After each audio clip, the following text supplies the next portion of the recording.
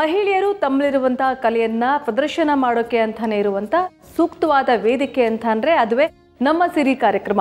ಸಿರಿ ಕಾರ್ಯಕ್ರಮಕ್ಕೆ ತಮ್ಮೆಲ್ಲರಿಗೂ ಪ್ರೀತಿಯ ಸ್ವಾಗತವನ್ನ ಕೋರುತ್ತಾ ಇವತ್ತಿನ ಕಾರ್ಯಕ್ರಮದಲ್ಲಿ ಯಾವ ಅತಿಥಿಗಳಿರ್ತಾರೆ, ತಮ್ಮಲ್ಲಿರುವ ಯಾವ ಕಲೆಯನ್ನು ತಮಗೆ ತಿಳಿಸ್ಕೊಡ್ತಾರೆ ಅಂತ ನೋಡೋಣ ಬನ್ನಿ. ಗಜಲಕ್ಷ್ಮಿ ಮುರುಗೇಶ್ವರ್ ನಮ್ಮ ಜೊತೆ ಇರ್ತಾರೆ. ಕ್ರಿಸ್ಮಸ್ ಹಬ್ಬದ ಸಂದರ್ಭದಲ್ಲಿ ಫ್ಲವರ್ಸ್ನ ಜೊತೆಗೆ ಕ್ಯಾಂಡಲ್ಸ್ನ ಇಟ್ಟು ಹೇಗೆ ಡೆಕೋರೇಷನ್ಸ್ ಮಾಡ್ಬೋದು ಅನ್ನೋದನ್ನ ತೋರಿಸ್ಕೊಡ್ತಾರೆ. ಅವ್ರನ್ನ ಕಾರ್ಯಕ್ರಮಕ್ಕೆ ಸ್ವಾಗತ ಕೋರೋಣ. ಮೇಡಮ್, ಸಿರಿ ಕಾರ್ಯಕ್ರಮಕ್ಕೆ ಆತ್ಮೀಯ ಸ್ವಾಗತ ತಮಗೆ. Thank you. ನೀವಿವತ್ತು ನಮ್ಮ ವೀಕ್ಷಕರಿಗೆ ಕ್ರಿಸ್ಮಸ್ ಹಬ್ಬದ ಸಂದರ್ಭಗಳಲ್ಲಿ ಬಳಸುವುದಂತ ಅಥವಾ ಹಬ್ಬನ ತುಂಬ ಕಲರ್ಫುಲ್ ಆಗಿ ಸೆಲೆಬ್ರೇಟ್ ಮಾಡಬೇಕು ಅನ್ನುವಂಥ ವೇಳೆ ಫ್ಲವರ್ಸ್ನ ಜೊತೆಗೆ ಕ್ಯಾಂಡಲ್ಸ್ನ ಇಟ್ಟು ಹೇಗೆ ಡೆಕೋರೇಷನ್ಸ್ ಮಾಡ್ಬೋದು ಅಂತ ತೋರಿಸ್ಕೊಡ್ತಾ ಇದ್ದೀವಿ. ಹೌದು. ಓಕೆ, ಸೊ ಅದನ್ನ ತೋರಿಸ್ಕೊಡಕ್ಕೂ ಮೊದಲು ಅದನ್ನ ಪ್ರಿಪೇರ್ ಮಾಡೋಕ್ಕೆ ಬೇಕಾಗಿರುವಂಥ ವಸ್ತುಗಳು ಯಾವ್ದು ಅಂತ ತಿಳ್ಕೊಳ್ಳೋಣ ಅಲ್ಲ? ಖಂಡಿತ.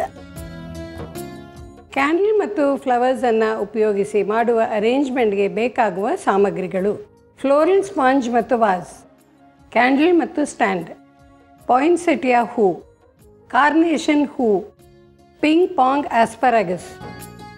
ಮೊದಲು ಕ್ಯಾಂಡಲ್ ಮತ್ತು ವಾಸ್ಗಳನ್ನು ಜೋಡಣೆ ಮಾಡಿಕೊಂಡು ನಂತರ ಹೂಗಳನ್ನು ಜೋಡಿಸೋಣ.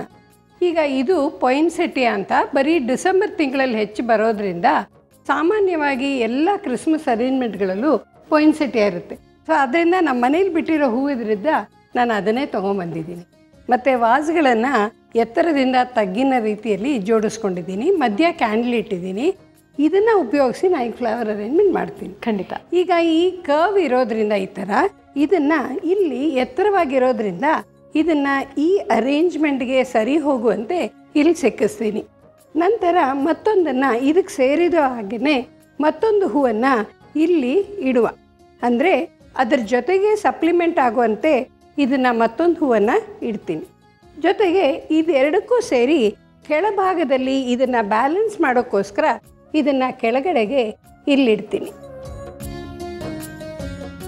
ಇದಾದ ನಂತರ ಈ ಪಿಂಗ್ ಪಾಂಗ್ ಆಸ್ಪರಾಗಸ್ ಯಾಕೆ ತಗೋತೀವಿ ಅಂದರೆ ಇದು ಗೊಂಚಲಾಗೂ ಇರುತ್ತೆ ಮತ್ತು ಕಂಪ್ಲೀಟಾಗಿ ಕವರೂ ಆಗುತ್ತಿದ್ದು. ಆದ್ದರಿಂದ ಇದರ ಜೊತೆಗೆ ಇದನ್ನು ಇಡ್ತಾ ಇದ್ದೀನಿ ಈಗ. ಮತ್ತು ಇದ್ರ ಜೊತೆಗೆ ತುಂಬ ಗ್ಯಾಪ್ ಇರೋದ್ರಿಂದ ಇಲ್ಲಿ ಸಹ ಸ್ವಲ್ಪ ಗ್ರೀನ್ ಕಲರ್ ಕಾಣಲಿ ಅಂತ ಇಡ್ತೀನಿ. ದಟ್ಟವಾಗಿ ಕಾಣಲಿ ಅಂತಲ್ಲ, ದಪ್ಪವಾಗಿ ಮತ್ತು ಕವರ್ ಆಗಲಿ ಅಂತ. ಓಕೆ, ಬರೀ ರೆಡ್ಡೇ ಕಾಣುತ್ತೆ, ಅದು ಒಂದು ಕಾಂಪೋಸಿಟ್ ಆಗಿ ಅರೇಂಜ್ಮೆಂಟ್ ಕಾಣೋದಕ್ಕೋಸ್ಕರ ಇಟ್ಟಿದ್ದೀನಿ. ಮತ್ತು ಇದನ್ನು ಇಲ್ಲಿ ಕೆಳಭಾಗದಲ್ಲಿ ಇಡ್ತೀನಿ. ಯಾಕಂದರೆ ಅದು ಒಂದೇ ಕಡೆ ಗ್ರೀನ್ ಇದ್ದರೆ ಚೆನ್ನಾಗಿ ಕಾಣಲ್ಲ. ಆದ್ದರಿಂದ ಸಮವಾಗಿ ಬ್ಯಾಲೆನ್ಸ್ ಆಗೋದಕ್ಕೋಸ್ಕರ ಅದನ್ನು ಇಟ್ಟಿದ್ದೀನಿ. ಜೊತೆಗೆ ಈಗ ಕಾರ್ನೇಷನ್ ಹೂವನ್ನು ಇಡ್ತೀನಿ. ಇಲ್ಲೂ ಸಹ ಕ್ರಿಸ್ಮಸ್ ಅರೇಂಜ್ಮೆಂಟಲ್ಲಿ ಸಾಮಾನ್ಯವಾಗಿ red, white and green prominence ಕೊಡ್ತೀವಿ ನಾವು. ಅದೇ ರೀತಿ ಪಾಯಿನ್ಸೆಟಿಯಾ ರೆಡ್ ಇರೋದ್ರಿಂದ, ಗ್ರೀನ್ ಈ ಪಿಂಗ್ ಪಾಂಗ್ ಆಸ್ಪರಾಗಸ್ ಇರೋದ್ರಿಂದ ವೈಟ್ ಕಾರ್ನೇಷನ್ ಫ್ಲವರ್ಸನ್ನು ತಗೋತೀನಿ. ಈ ಹೂವು ಇಡಬೇಕಾದ್ರೂ ಅಷ್ಟೇ ಎತ್ತರವಾಗಿರೋ ಹೂವಿನ ಮೇಲಿಟ್ಟು ತಗ್ಗಾಗಿರೋ ಹೂವನ್ನು ಕೆಳಗಡೆ ಇಡ್ತೀನಿ. ಜೊತೆಗೆ ಒಂಟಿ ಇಟ್ಟರೆ ತುಂಬ ಹರಡ್ಕೊಳ್ಳುತ್ತೆ.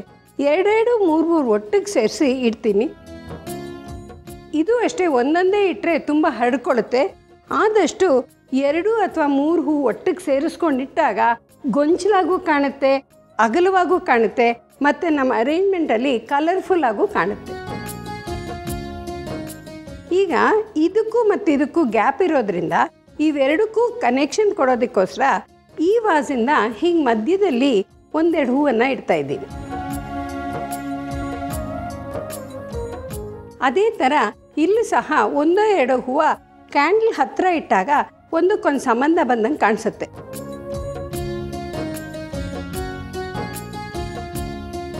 ಯಾವುದೇ ಅರೇಂಜ್ಮೆಂಟ್ ನೋಡಿದ್ರು ನಮಗೆ ಸ್ಪಾಂಜ್ ಕಾಣಬಾರ್ದು. ಆದ್ದರಿಂದ ಅದು ಕವರ್ ಮಾಡೋದಕ್ಕೋಸ್ಕರ ಗ್ರೀನ್ ಆಸ್ಪರಾಗಸ್ ಇಟ್ಟಾಗ ಕಂಪ್ಲೀಟಾಗಿ ಕವರ್ ಆಗುತ್ತೆ ನಮ್ಮ ಸ್ಪಾಂಜ್. ಸೊ ಇದು ಅರೇಂಜ್ಮೆಂಟ್ ವಿತ್ ಕ್ಯಾಂಡಲ್. ಓಕೆ, ಅಂದರೆ ಇದು ಈ ರೀತಿ ಡೆಕೋರೇಷನ್ಸ್ ಮಾಡ್ಕೊಂಡಾದ್ಮೇಲೆ ಕ್ರಿಸ್ಮಸ್ ದಿನದಿಂದ ಹಿಡಿದು ಎಷ್ಟು ದಿನ ಫ್ರೆಶ್ ಆಗಿರುತ್ತೆ ಅಂತ? ಫ್ರೆಶ್ ಆಗಿರೋದು ಹತ್ರ ನಾವು ಸರಿಯಾಗಿ ನೋಡಿಕೊಂಡ್ರೆ ಸ್ಪಾಂಜ್ ವೆಟ್ಟಾಗಿರಬೇಕು. ಓಕೆ, ಸ್ಪಾಂಜನ್ನು ಹಿಂದಿನ ದಿನ ನೆನೆ ಹಾಕಿಬಿಟ್ಟಿಟ್ರೆ ಅದು ಸುಮಾರು 2-3 ದಿನ ಹಾಗೇ ಇರುತ್ತೆ. ಜೊತೆಗೆ ಸ್ವಲ್ಪ ನೀರು ಹಾಕ್ತಾ ಇದ್ರೆ 15 ದಿನವರೆಗೂ ಗ್ಯಾರಂಟಿ ಹೂ ಇರುತ್ತೆ. ಸೊ ತುಂಬಾ ದಿನಗಳ ಕಾಲ ಈ ಡೆಕೋರೇಷನ್ಸ್ ಹಾಗೇ ಇರಬೇಕು, ಫ್ರೆಶ್ ಆಗಿರಬೇಕು ಅಂತಂದ್ರೆ ಸ್ಪಾಂಜ್ಗೆ ಆವಾಗವಾಗ ನೀರನ್ನ ಹಾಕ್ತಾ ಇರಬೇಕು. ಓಕೆ, ಸೊ ಅದ್ರ ಮುಖಾಂತರ ಇದಕ್ಕೆಲ್ಲ ಅದು ನೀರು ವಾಟರ್ ಸಪ್ಲೈ ಆಗುತ್ತೆ.